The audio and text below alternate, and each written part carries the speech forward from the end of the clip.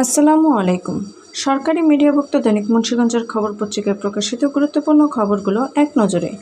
আজ শুক্রবার 5 জুলাই 2024 খ্রিস্টাব্দ, 21 আষাঢ় 1431 বঙ্গাব্দ, 28 জিলহজ 1445 হিজরি। এবার শুনুন পত্রিকার আলোচিত খবরগুলো।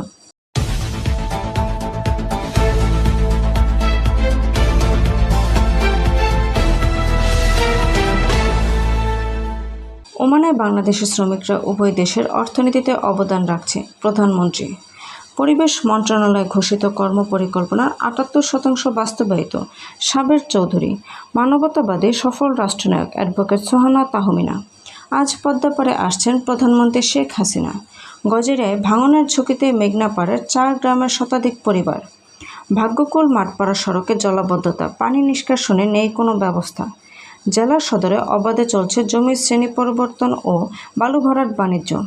খিলপাড়ার নতুন বাজার ব্রিজে ঝুঁকি নিয়ে যান চলাচল। সিরাজদিখানে কুমারখালীর কাঁচা রাস্তার বেহাল দশা।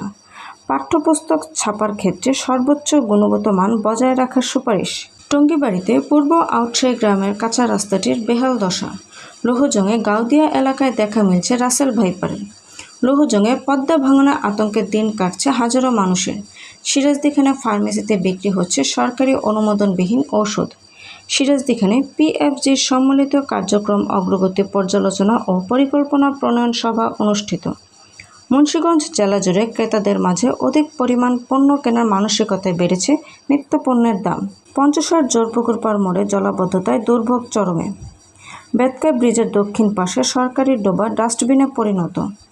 দেশের 8 বিভাগেই বৃষ্টির সম্ভাবনা। বেনাপোল বন্দরে লক্ষ্যমাত্রার চেয়ে 216 কোটি টাকা বেশি রাজস্ব আদায়।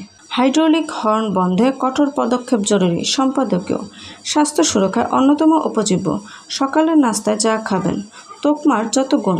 এমনই নিত্য নতুন সকল খবর সবার আগে পেতে অভিযাত্রা চ্যানেলটি সাবস্ক্রাইব করে পাশে থাকা বেল আইকনটি ক্লিক করে আমাদের সাথে থাকুন। ধন্যবাদ।